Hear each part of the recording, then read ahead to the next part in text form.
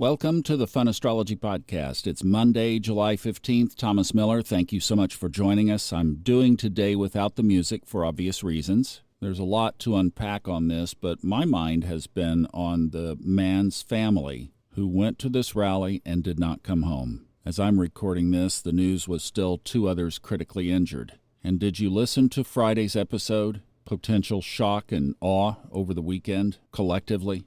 But I would just say, so that they are not forgotten, that in addition to the former president, also remember these families of the one who was killed, these others injured. They are so quickly overlooked, and they are on their journey too.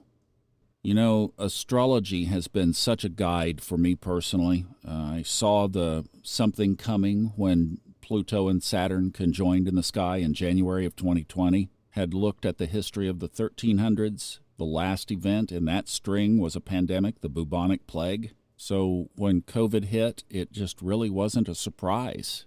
When this occurred, I was hoping and praying that it wouldn't be something like this.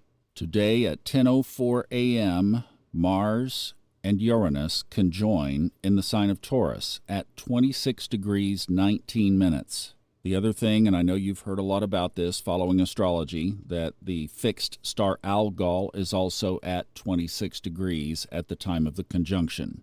Algol represents everything basically negative in the chart, if you will. There are some positive sides, as everything has duality, but the predominance of Algol is negative. In order to frame this up, I think we have to put it in some context, like Saturn and Pluto, that in January of 2020, everything changed. We also have to look back about 90 days when Jupiter and Uranus conjoined on April 20th. The webinar we did talking about new beginnings. This is a time of initiation of a new era. And now, not quite 90 days later, Mars and Uranus conjoin on top of Algol.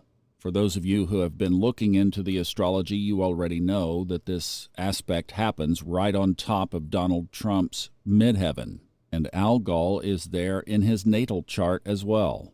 And we try to look through the high timeline lens, and if you go back and listen to Friday again, we were talking about this being a time of personal genius, to keep your eyes on what you could do to bring out the music still in you. I don't know how your weekend has been or last week, but I've felt a number of inspirations, which is good because I kind of had that valve turned off since leaving North Carolina, and it just seems the veil has been a lot thinner this past week. Perceptions have been more vivid.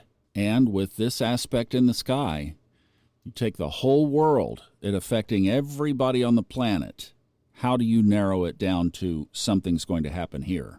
That's not what we do. What we do here is we take a look at what are the potential headwinds and then what are the potential tailwinds, just like you're reading the weather of the day. And then you have to apply that to your own chart. And then you set the course of how that weather affects you. And what we try to do here is point to the high timeline. Now, I'm going to say for the mundane, let's just step back into that conversation for a second. The other thing that happens today is the Republican National Convention officially kicks off today.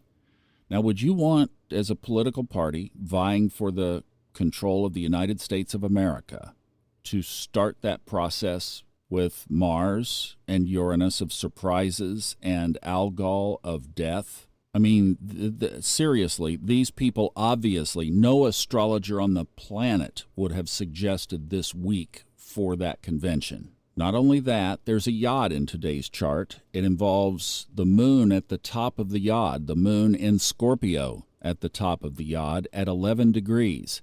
And at the base of the yod on either side is the north node in Aries. That's the war symbolism we've talked about since it moved in there. And Jupiter in Gemini. That's Jupiter, which can bring good luck for sure, but it can also amplify what is there. And in Gemini, what is there can often be divided. Another thing in the chart today, the aspect of Mars, Uranus, and Algol is in a quindecile to that Scorpio moon. Quindecile is an aspect that Noel Teal used quite a bit, and one of the things about it is an obsession almost to a destiny. So it's almost, you could say, a compelling passion to move towards something that has already been written, something that wants to unfold. And if we take all of that and put it together on a high timeline kind of basis, here was what I came up with of some things that I think we could take away from this. Because what we've done is just spent the last 5 minutes setting up the challenging sides of all of this. And what we said on Friday was, could bad things happen over the weekend? It's possible under this aspect. Okay, that's the headwind, like we were talking about, that you acknowledge in the weather forecast. The chart signals that there are possibilities, storm clouds on the horizon.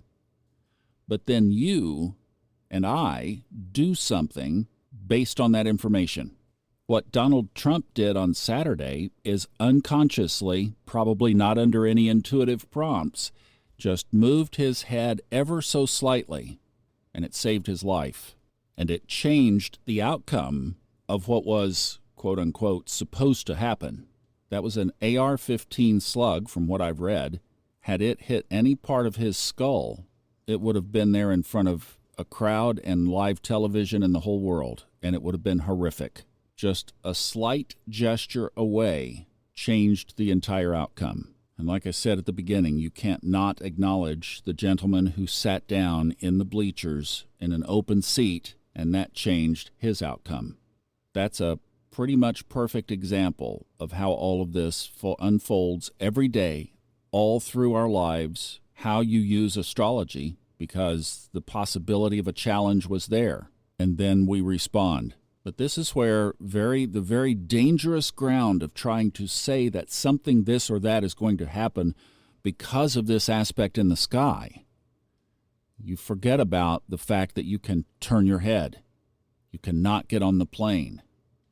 You can hit the red light and be all upset about it because it slowed you down, but it prevented your car from being the car in the accident up the road. Or you get an impulse of your child's safety. You look out the window and you see a ball rolling out into the street. So the one thing I would say, and I have experienced this personally, is that living on our highest timeline can absolutely protect us in certain situations. You may have heard my story of narrating Levels of Energy, the audiobook, where Fred Dodson talks about this very thing. And I was in the 500s, the high level of energy section. And like with a hand holding me back, avoided what would have been a certain accident. But if we stay on the higher path and we choose the higher side of these aspects, so if we were focusing on our own best and the music still in us and bringing something up and out, and the veil was thinner, then one of the things of living in the highest realm is that we probably are hearing intuitive guidance more clearly right now. And that's the guidance you need to be following through this in every kind of way. Nobody can tell you what is best for you and your family and your children, but your higher self can. So why would you even listen to something else? High timeline living can keep you out of certain situations. It can slam a door down. It can hold you back. It can make throw a delay, a wrench in the plans you think is messing up your agenda. From the higher perspective, those up there, whatever that is, they're chuckling because they're saying, we're just keeping you out of a really bad situation. And you just keep on getting all upset about it, but we got your back still. And for me, that's where I just became satisfied that taking a look at these things in the chart, you catch the headwind, you apply a certain amount of risk to it for yourself, and you think about, should I step in and do this? And then I always ask, here's what I did in Aspen, before I went skiing. Will I come back in the same condition that I'm leaving in? And I only got maybe a couple, 2 or 3 times where it said no. And I didn't go, and I was fine with it. I do that now on driving trips. If I am on this particular path and things unfold as normal, I have to stop to get gas, I have to stop for food, maybe a little break here and there, that will I be safe upon my arrival? Will me in the car, me in the van, whatever it is, will I arrive in the condition in which I'm asking this question now? Ask intuitively, catch the feeling inside, the blink, do a little muscle testing, and then proceed. The other thing we have, and we'll talk about this later in the week, is we have a full moon on Sunday, and it is at 29 degrees 9 minutes Capricorn. We also have Neptune at 29 degrees. We have Pluto at 0 degrees.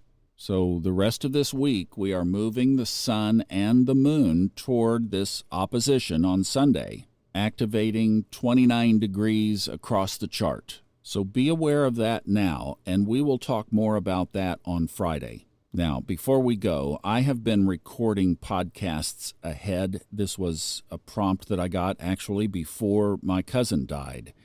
And already before the situation on Saturday, I had all the way through Thursday of this week already produced. We'll do Lucky Stars tomorrow with Kristen. Then I have a little surprise for you tomorrow that I thought, well, yeah, we're just going to continue and go with it. And a couple of surprises through the week, actually. And then I'll be back on Friday. I mean, I'm here every day, but they're already fixed. They're already in the can.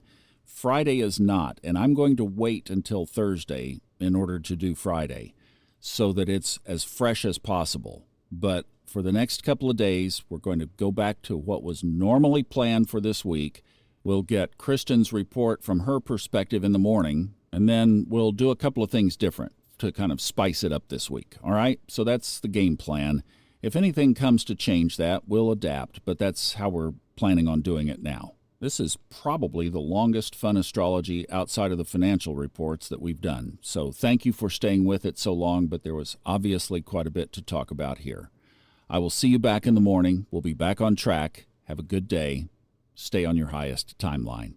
I love you.